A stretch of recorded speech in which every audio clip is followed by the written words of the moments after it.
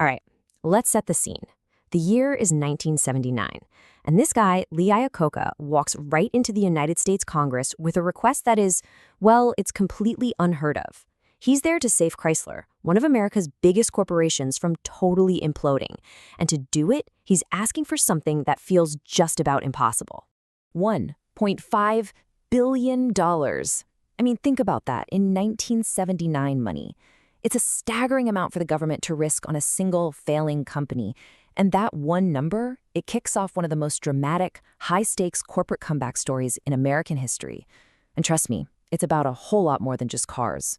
Because here's the crazy part. The thing you gotta understand about Chrysler, this wasn't even their first time staring into the abyss. And spoiler alert, it wouldn't be their last.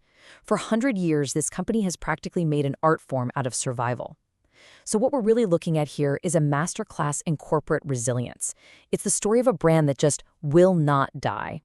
Okay, so let's jump back to that first big crisis.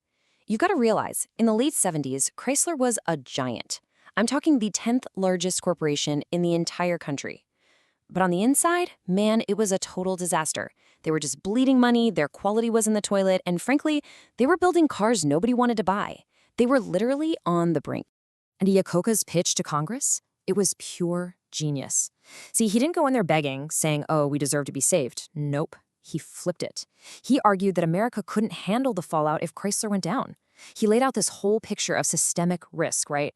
We're talking hundreds of thousands of jobs, not just at Chrysler, but all the suppliers and dealers too, just vanishing. Poof.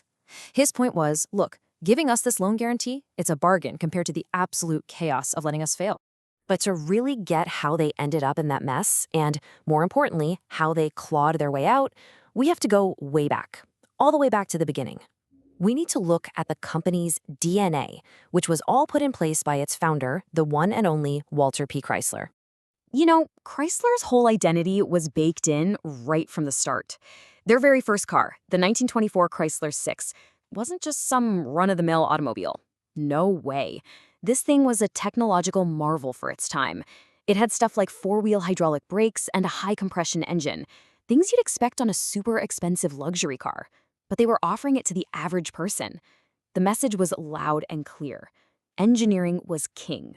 And boy, did that formula work. I mean, the company's growth was just insane. It was meteoric. They start up in 1925. Just 3 years later, they buy Dodge. They launched 2 more brands. And get this, by 1936, they are the #2 car company in America. That's just over 10 years, from zero to an absolute titan of industry. It's incredible. But, and this is a big but, that deep focus on pure engineering also led to a really hard lesson. In 1934, they roll out the Airflow. On paper, this car was a masterpiece. I mean, it was the first production car ever designed in a wind tunnel, super aerodynamic, a technical triumph. But in the showroom, it was a legendary flop, a complete disaster. The styling was just way too radical, too futuristic for people struggling through the Great Depression. It was a really painful reminder that being the smartest guy in the room doesn't always mean you'll sell any cars. Now, after the Second World War, that engineering DNA really starts to pay off again. Chrysler hits this golden age. It's like everything just clicked. Their amazing engineering, their bold designs, it all came together. They entered this era of real dominance. Right before, you guessed it, another spectacular fall. The 60s, of course, were all about one thing: muscle, raw horsepower. And in that arena, Chrysler was the undisputed king. We're talking about icons like the Dodge Charger, the Plymouth Barracuda. These cars weren't just vehicles, they were cultural statements. This was Chrysler at the absolute peak of its power, defining a whole generation with those massive V8 engines. But you know what happens when you bet the whole farm on big, thirsty engines, right? You set yourself up for a perfect storm. And that's exactly what happened. The oil crises of the 70s hit, and suddenly nobody wanted a gas guzzler. Demand just vanished. And to make matters a million times worse, their quality control completely fell apart, so their reputation was shot. And remember, they were the smallest of the big three. Ford and GM had deep pockets. Chrysler didn't. All of that's what pushed them right to the edge of the cliff in '79. And that brings us right back to where we started, with Lee Iacocca and his incredible turnaround. So he gets the government loan guarantee. And what does he do? He goes to work. We're talking a ruthless, top-to-bottom restructuring paired with what might be one of the smartest product ideas in the history of the car. First things first, they just had to stop the bleeding, and they did it with the K cars. Let's be honest, cars like the Dodge Aries, they were boring. Just basic, boxy, no-frills transportation. But they were exactly what America needed at that moment. They were cheap, they sipped gas, and they sold. They weren't sexy, but they stopped the financial bleeding and bought the company some precious time. And what they did with that time was launch an absolute revolution: the minivan.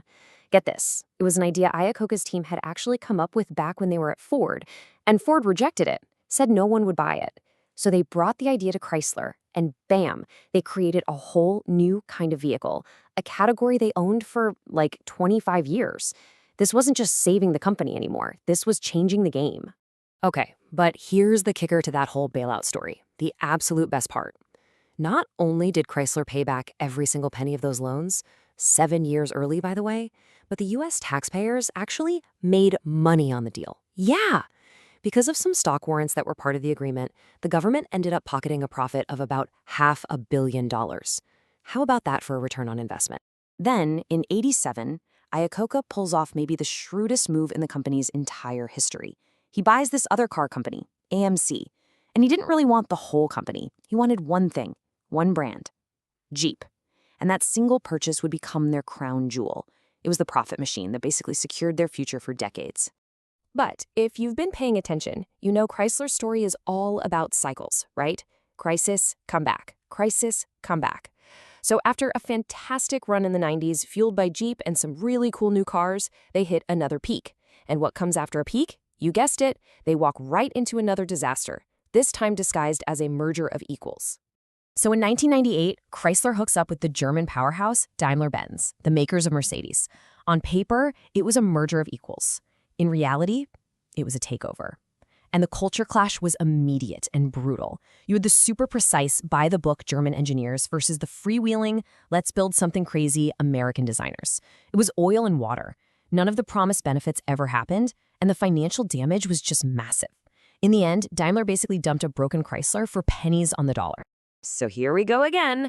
The company is already super weak from that whole Daimler mess. And then what happens? The 2008 global financial crisis hits. It was the knockout punch. The car market just fell off a cliff, and Chrysler had nothing left in the tank.